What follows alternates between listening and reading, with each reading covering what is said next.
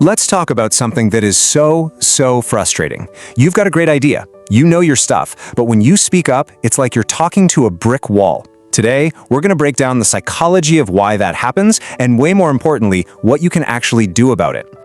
You know this exact feeling, right? You're in a meeting, you share a thought, and crickets. Then, 5 minutes later, somebody else says pretty much the same thing, and suddenly, it's the most brilliant idea in the room. You're just sitting there thinking, wait, what just happened? It happens all the time, and man, it can really knock your confidence. But here's the good news, and I really want you to hear this.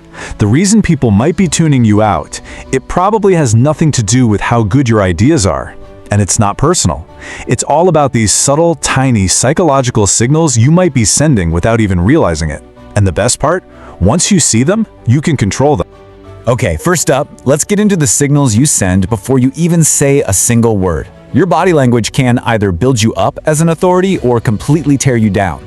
So, there's this concept called low-power poses, and it's exactly what it sounds like. When we feel a little unsure or intimidated, what do we do instinctively? We shrink. We try to take up less space. The crazy part is, these poses don't just signal weakness to others, they can actually change your own brain chemistry, lowering your confidence hormones and jacking up your stress hormones. And you've seen these, right? Maybe you even do them. Fidgeting with a pen, that just screams nervousness. Looking away when you're talking, it suggests you don't really believe what you're saying.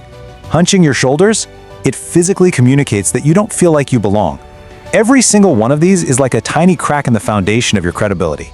Look, it all boils down to this. Think of your credibility as a three-legged stool. You've got expertise, what you know. You've got trustworthiness, people believe in you're honest. But that third leg is confidence, how you project yourself. You could be the world's biggest expert, but if that confidence leg is wobbly because of your body language, the whole stool is going to tip over. Now, let's move on to the second piece of the puzzle, the words themselves.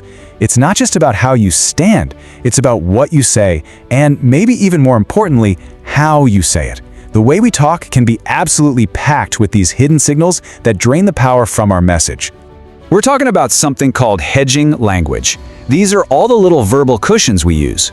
Words like maybe, kinda, sort of, or starting a sentence with I just think. A lot of us do it because we don't want to sound like a jerk, right? We don't want to be too pushy. But the side effect is that we end up sounding totally unsure of ourselves. I mean, just look at the difference here. It's night and day.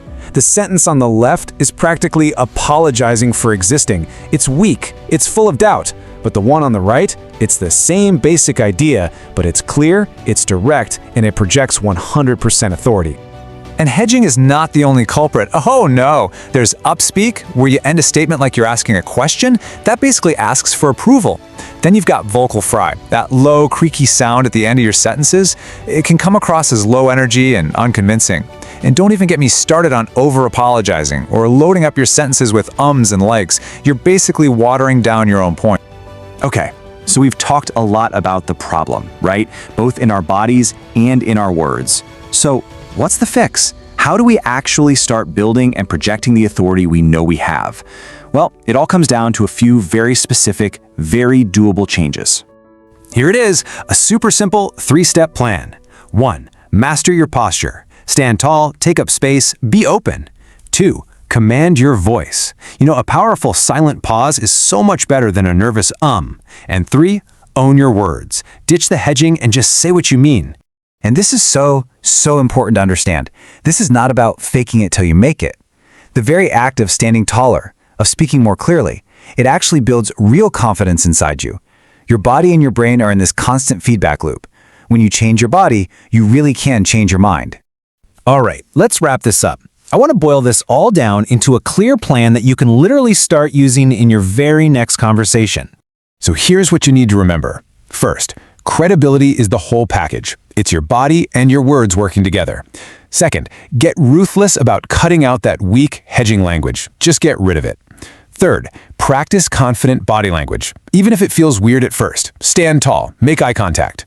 And finally, please burn this into your brain. Authority is a skill. Nobody is born with it. It is something you practice and build, one interaction at a time. So I'll leave you with this challenge. Don't try to fix everything at once. That's a recipe for failure. Just pick one thing, What's one thing you'll do differently? Maybe you'll stop saying, "I just think," or maybe you'll make a real effort to keep eye contact. Just pick that one small thing and start building your authority today.